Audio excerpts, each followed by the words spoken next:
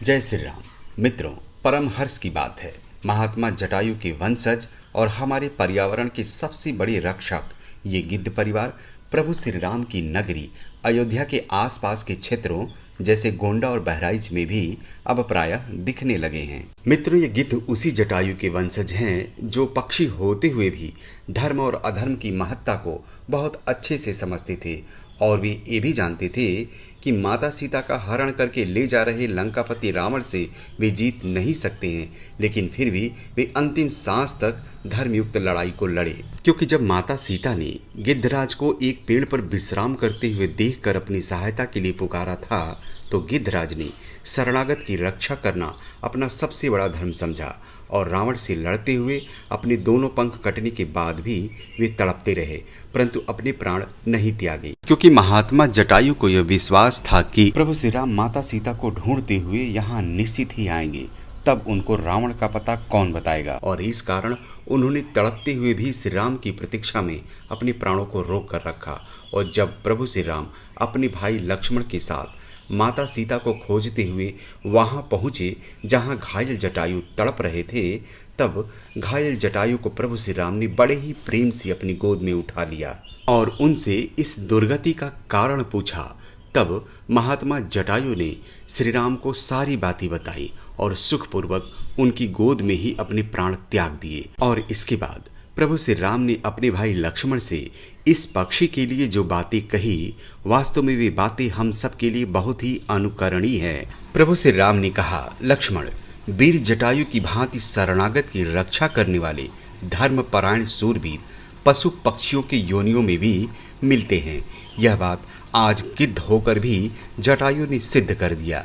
ये हमारे लिए महाराज दशरथ की तरह पूजनीय और पिता तुल्य हैं और ये मरने के बाद उत्तम लोक के पात्र हैं। इसलिए इनका अंतिम संस्कार अत्यंत सम्मानजनक ढंग से होना चाहिए। तुम वन से लकड़ियां लाओ, मैं स्वयं इनका अंतिम संस्कार करूंगा। मित्रों, इन गिद्धों का पुनः वापस आना यूं ही नहीं है, निश्चय ही इनका वापस आना हमारी केंद्र सरकार और राज्य सरकार के सुशासन की देन है, जिनके कुशल नेतृत्व में हमारा देश और प्रदेश दिनों दिन राम राज की तरफ अग्रसर हो रहा है। उचित भी है, जब अयोध्या में राम दरबार सज चुका है तो श्री राम के प्रिय भक्त जटायु के इन वंशजों का अवध क्षेत्र में दिखाई देना निश्चय ही गौरव की बात है और हम सब के लिए एक शुभ संकेत भी है। हम सबको इनका स्वागत करना चाहिए तथा इनके संरक्षण पर विशेष बल देना चाहिए। वैसे इन प्राकृतिक सफाई कर्मियों को मैंने पिछले वर्ष 25 से 30 वर्ष पश्चात पहली बार गोंडा बहराइच मार्ग पर मार्च 2021 में भी देखा था, जिसको कि मैंने एक नई जानकारी के साथ आप लोगों के साथ एक वीडियो के माध्यम से शेयर किया था और उस वीडियो को आप लोग अभी भी बहुत पसंद कर रहे हैं। 16 मिनट के उस रोचक वीडियो का सिर्फ एक ही उद्देश्य है कि गिद्धों के बारे में सही और सटीक जानकारी देकर ज्यादा से ज्यादा लोगों को जागरूक करना, ताकि इन प्राकृतिक सफाई कर्मियों को पुनः विलुप्त होने से बचाया जा सके। लेकिन अफसोस 50% दर्शकों ने सिर्फ गिद्धों की विलुप्ति के कारण को ही जानकर कमेंट करके वीडियो को स्किप कर दिया। मित्रों, इससे वीडियो का उद्देश्य अधूरा रह जाता है। जब आप गिद्धों की विलुप्ति के कारण के साथ साथ गिद्धों के प्रजनन दर में कमी के कारण गिद्धों के रहन सहन और सबसे अहम मनुष्य और गिद्धों के संबंध के बारे में पूरी तरह से नहीं जानेंगे, तब तक गिद्धों के बचाने के उपाय हम अपने स्तर से नहीं कर सकते हैं।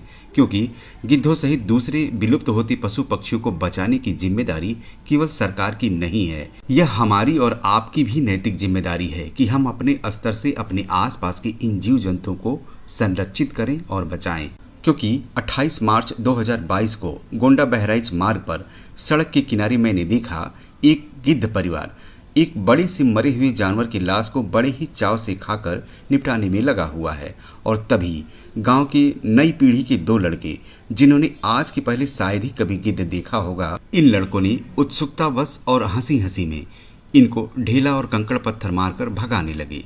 मित्रों, यदि इन लड़कों को यह बात पता होती कि ये गिद्ध दूसरे अन्य मांसाहारी जानवरों जैसे चील, कौवा तथा कुत्तों की अपेक्षा अत्यंत शीघ्रता से किसी भी जानवर की लाश को सड़ने और बदबू फैलने से पहले ही खाकर समाप्त कर देंगे, तो शायद ये उन्हें कभी नहीं भगाते। मित्रों, 1990 के दशक में पशुओं को दिए जाने वाली डाइक्लोफिनेक दवा की वजह से 97 से 99% जिप्स वंश के ये गिद्ध असमय काल के गाल में समा गए और देखते ही देखते गंभीर संकटग्रस्त जीवों की श्रेणी में आ गए। फिर भारत सरकार के द्वारा गिद्धों को संरक्षित करने के लिए 2001 में हरियाणा के पिंजौर में वल्चर केयर सेंटर या गिद्ध देखभाल केंद्र की स्थापना की गई, जो 2004 में गिद्ध संरक्षण एवं प्रजनन केंद्र अर्थात vulture care and breeding centre के रूप में स्थापित हुआ, जहां पर भारतीय गिद्धों का प्रजनन बंदी हालत में किया जाता है। यदि गिद्धों से जुड़ी तमाम रहस्यों को आप जानना चाहते हैं तो 16 मिनट के उस पुराने वीडियो को आप अंत तक जरूर देखिए।